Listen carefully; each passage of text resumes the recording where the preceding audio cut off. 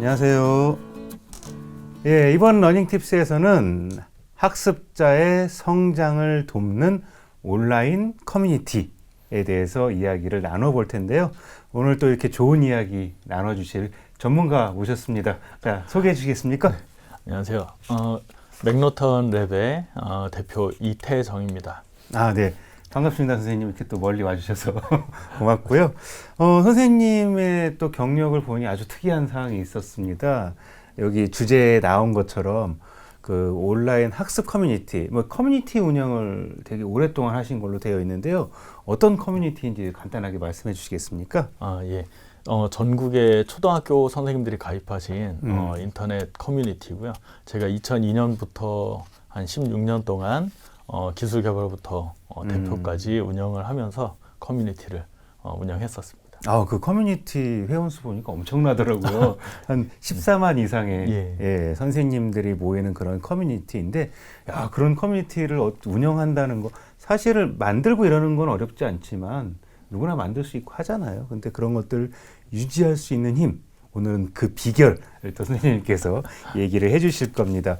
예, 첫 번째로는 어떤 개인의 역량과 학습 커뮤니티, 결국은 이 커뮤니티를 통해서 개인의 역량을 향상시키는 것이 목적이잖아요. 그런 역량, 그러면 역량이 무엇인지에 대한 보니까 빙산 모델, 또 성장과 발전의 트렌드, 학습 조직에 대한 이야기들을 해주실 텐데요. 자, 역량의 빙산 모델 하니까 빙산하면 또 우리가 생각나는 거 있지 않습니까? 보이는 부분과 보이지 않는 부분이 있죠. 보이는 부분이 바로 외적인 역량이라고 한다면 보이지 않는 부분이 내적인 역량입니다. 저것들이 커뮤니티와는 또 어떤 관련이 있는지도 궁금하고요. 일단 역량의 빙산 모델 설명을 좀 해주시겠습니까? 네. 방금 말씀하신 대로 개인의 역량을 우리가 흔히 이야기할 때 이 빙산 모델을 많이 인용을 합니다. 예. 그래서 보이는 부분이라고 하는 것을 외적 역량이라고 해서 이제 기술이나 지식 같은 영역을 개인의 능력을 말하는 거고요. 그 물 아래 보이지 않는 영역이고 개인을 좌우하는 그 외적 영역을 좌우하는 큰 영역이 있는데 그걸 내적 영역이라 하고, 내적 역량이라 하면 동기부여라든가 그리고 자아 개념 그리고 개인의 어떤 특성에 대한 부분들이 있는데, 이 내적 영역이라는 것은 누구에게 배운다기보다는 보고 배운다라는 의미가 더 강하고, 그리고 사람과 사람 간의 만남을 통해서 깨닫게 되는 그런 영역이거든요.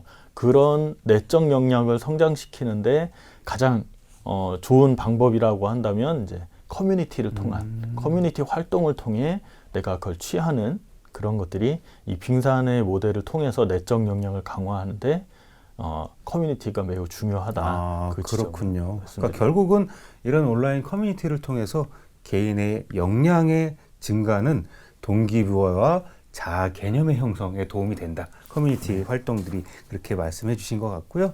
예, 말씀해 주신 그 커뮤니티, 사실은 만들기는 쉽지만 얘를 또 유지하고 성장시키고 발전시키는 게 상당히 어렵습니다. 그리고 이제는 사실 이 커뮤니티 자체가 어떤 교육 분야에서만 있는 게 아니거든요. 우리의 삶 자체가 모든 것들이 문제를 해결하고 미래를 바라보는 눈을 갖는 그런 프로젝트 중심으로 가고 있는데, 선생님께서는 그런 발전의 트렌드를 어떤 학습 조직이라고 명명을 하셨고, 이러한 이 커뮤니티를 통해서 내적 역량을 강화할 수 있다라고 말씀해 주셨는데, 그 부분을 좀 간단하게 말씀해 주시면 고맙겠습니다. 네, 이 부분도 내적 역량에서 연결된 부분인데요. 예.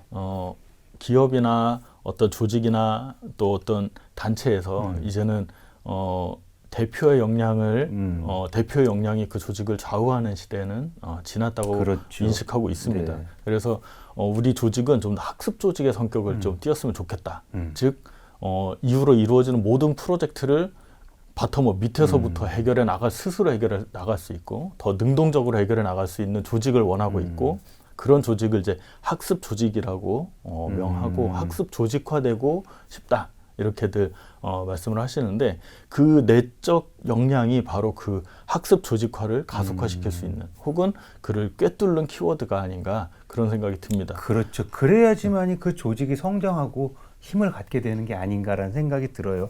물론 말씀하신 대로 그 바텀업 방식의 참여자들이 함께하는 그런 힘도 필요하지만 또 리더의 역할도 필요할 것 같기도 하고요. 이런 온라인 커뮤니티에서의 리더 역할은 또 무엇이고 또 그리고 이런 학습자들의 역할은 또 무엇인지 그런 부분들도 하나하나 살펴보도록 하겠습니다. 다음은 이런 온라인 커뮤니티가 예전부터 사실은 있었어요. 그렇죠? 그런 변화들을 선생님께서는 웹 2.0과 소셜미디어 그리고 인터넷의 등장과 검색 엔진, 포털 서비스 그리고 PC의 보급과 통신의 세상의 변화로 간단하게 좀 알아봤는데요. 자, 일단 첫 번째 웹 2.0과 소셜미디어를 좀 얘기를 해주세요. 이런 것들을 통해서 우리의 온라인 커뮤니티가 어떻게 발전해 왔는지. 웹 2.0 하면 그 특징들이 세 가지가 있잖아요. 제가 알기로는 뭐 참여, 공유, 개방, 뭐 또 하나 더 얘기하면 협력, 뭐 이 정도라고 들을 수 있는 것 같은데요. 이런 기술들로 어떻게 커뮤니티들이 성장해 왔는지 그 부분 말씀해 주시겠습니까? 네, 제가 내용을 반대로 일부러 구성을 했습니다. 왜냐하면 웹 2.0부터 다시 PC 통신 시대로 갔을 때 우리는 사람은 어떻게 네트워크에서 활동하는가를 말씀드리려고 하는데 예.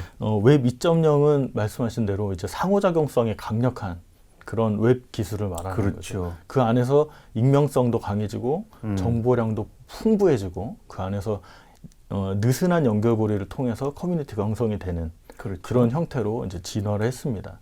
그런데 그 전 세대로 보자면 이제 네이버나 다음 같은 이런 포털 서비스들에 있는 카페를 통해서 사람들이 이제 모이고 그 안에서 활동하는 거를 더 중요하게 여겼거든요. 또 그 전으로 또 돌아가면은 PC 통신 시대에서는 이제 하이텔이라든가 나우누리 이런 곳에서도 사람들은 또 그 안에 모여서 그 카페를 만들고 채팅을 하면서 관계를 유지하는 그런 형태를 가지고 있었는데 이는 온라인이 시작되기부터 컴퓨터와 사람들이 연결하는 그 시점부터 사람들은 기술을 이용해서 모이기 시작했다. 일단 연결만 되면 사람들은 모이려고 하는 그런 특성을 가지고 있다는 걸 알 수 있었습니다. 그러니까 여기 지금 인터넷과 검색 엔진 포털 서비스의 발전도 쭉 말씀해 주셨고 제가 거꾸로 돼 있는 건 몰랐어요. 웹 2.0에서 그러니까 그러네요, 진짜. 웹 2.0의 최근의 것들을 보여주다가 요새는 뭐 3.0, 4.0 얘기하지만 다 비슷한 것 같고요. 또 PC 보급과 PC 통신 세상에서 이제 딱 깊게 와닿던 말이 저거네요. 연결이 되자마자 사람들은 본능적으로 모이기 시작하더라. 맞습니다. 그런 것들이 사실은 오프라인에서도 당연히 그랬었고 더 온라인으로 하다 보니 그런 것들이 훨씬 더 손쉽게 수월하게 이루어지지 않았나 싶어요. 뭐 이런 이야기들도 있죠. 우리는 다양한 본능들을 가지고 있어요.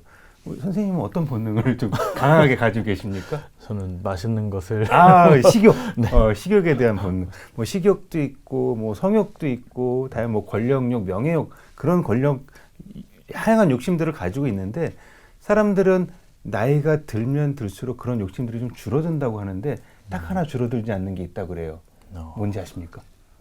글쎄요. 어떤 욕심이냐면요. 전문적인 용어로는 프로깅이라고 하는데요.